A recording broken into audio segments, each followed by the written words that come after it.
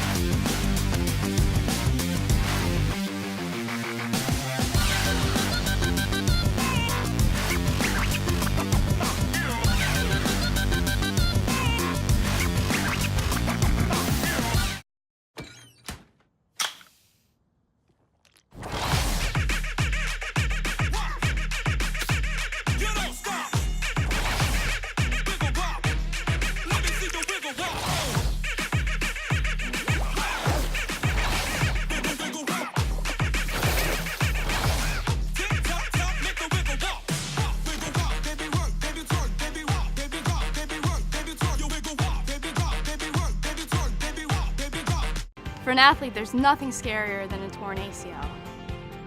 Athletes trust us with their care and their careers because we're a recognized leader in sports medicine. Get back to your active life sooner with MedStar Sports Medicine. Wise Market's ice cream plant is based in Sunbury, Pennsylvania, and it's locally owned and operated. We've been making our ice cream for nearly 50 years. We create roughly 70 flavors of ice cream right now. We use local ingredients, especially our cream, which is from our milk plant. The cream is what gives our ice cream a rich and creamy texture. Now, together with our customers, we've created a product called Peanut Butter Indulgence, which will be coming out this summer. It's a peanut butter ice cream with sea salt caramel swirl and chocolate-covered pretzel. How can you go wrong with that? Personally, I love our ice cream. If you come to our house at any given time, you'll find at least 5 packets of ice cream in our freezer. Our kids grew up eating Wise quality ice cream, and now we get to treat our grandchildren to it. It's been a pleasure for me to be tasting ice cream for over 40 years for Wise Markets, and I'm loving every minute of it. Welcome to another edition of the Tiger Basketball Report. I'm your host, Spiro Morekas, along with the head coach of the Tigers, Pat Skerry, again in Pat's beautiful office here on the campus of Towson University. And Coach, the Tigers taking on Tulane in the first round of the Battle of the Boardwalk coming up Friday night in Atlantic City at the Boardwalk. They used to be called the Convention Center. I don't know what they call it now, Boardwalk Hall or something. But nice matchup with an AAC school. Yeah, I mean, Mike Dunleavy, obviously doing a great job at Tulane. I mean, I had his basketball card growing up, you know. It's a great opportunity against a good ball club from a power conference on a neutral floor. So, you know, coming out of exams, you're always a little bit worried about that. But, you know, we've tried this, you know, you've been with us now, obviously every year I've been here with the last few years, we've tried to schedule these games right before Christmas, some tough games, you know, Tulane, we've had Nevada, we've had Iona. I think I'm probably forgetting a couple others, but I think it works out pretty good for us. It's going to be a good challenge. They've got some transfers, good size. They play with really good spacing on offense. They change defense. And then, like I said, they're from the American Athletic Conference. So, you know, we're excited. It's a game that's going to help us come CAA play both these games this week, Will. And this is it. I mean, after these two games, you're right into conference play next week when you go to North Carolina to take on Elon and then William and Mary. So these are your last time to get out any kind of kinks heading into conference play. Yep, we do have the one other game against Cornell at home. In the middle of the conference schedule. Right. But yeah, it's, you know, this, I tell you all the time, this is the next game. It's a Super Bowl. You know, coming out of exams, guys are excited to play. This becomes a good time of year because you don't have we have a long winter break, so you don't have that daily grind of classes. But, you know, so we've been getting better. I think we start to really focus on some execution more this time of year, and we've done more skill work and shooting. Hopefully that's something that's going to help us with execution. You know, because I think it was still a work in progress on offense. We've seen some flashes. We've got to see more of it. And then, you know, I sound like a broken record, but we've got to guard and rebound at a high level, which we have the ability and have shown that we can do that. If we do that, then I think this could be a fun group to be around as we get going into conference play. Now, coming out of the UMBC game, in that ball game, Thomas Timberlake did not play for the Tigers. What's the status of those two guys heading forward? Yeah, we've got some injuries. It's unfortunate.